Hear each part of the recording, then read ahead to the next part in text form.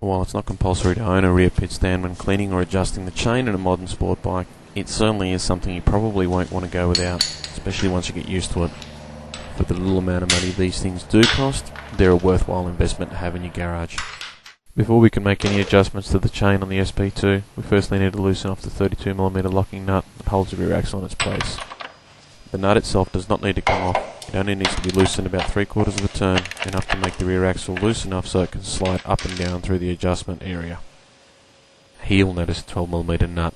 This runs along the thread of the 10mm adjustment bolt to adjust the chain.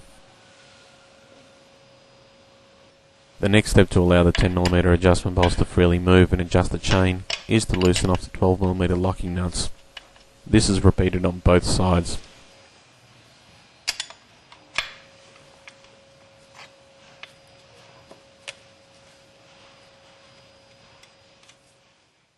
Here you see the chain in a very loose setting.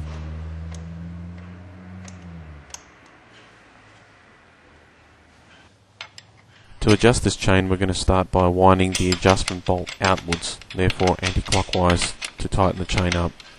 Remember to start all adjustments from the left hand side, that being the pivoting area of the rear axle.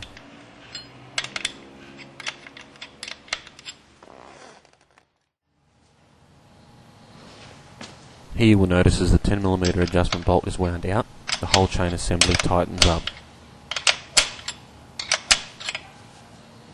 And of course, as the adjustment bolt is wound back in again, the chain assembly loosens off. Here in this shot you can see the 6 markings on the side of the swing arm. These are the measurement points that the centre line of the rear axle is adjusted to. And here on the adjustment block you will notice a little point. This represents the centre line of the rear axle.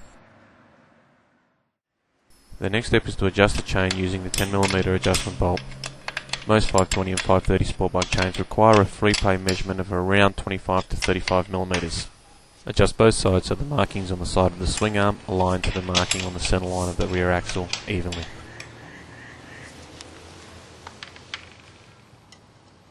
For the first couple of times when adjusting a chain, to get a feel for it, you may want to use a rule or a small tape measure to get an idea of how much free play you do have.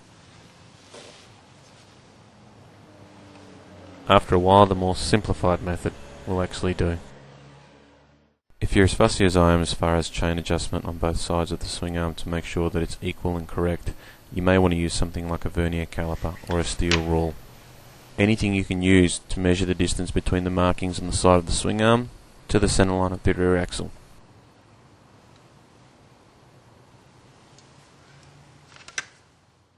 The pin punch now comes in handy to pull the whole rear wheel set in towards the adjustment bolts. Simply insert the pin punch between the chain and the sprocket and then slowly turn the wheel around so the whole chain assembly binds up. This will give you greater accuracy while adjusting the chain, and make sure both sides of the axle are evenly pressed up against the adjustment blocks. Be sure to do this between each adjustment step on both sides of the swing arm. Once you have your desired chain tension, it's then time to reinsert the pin punch, bind up the chain assembly, and tighten the rear axle.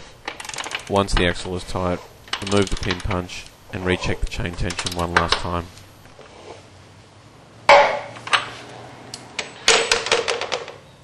The last thing we need to do to finish the chain adjustment is to tighten up the chain adjusting assembly.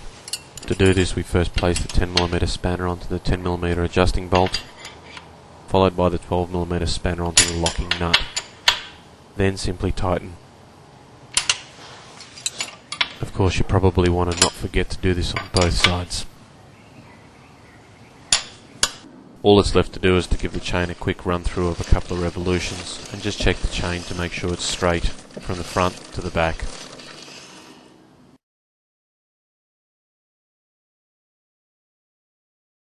Riding it through in second gear on the pit stand never hurts either.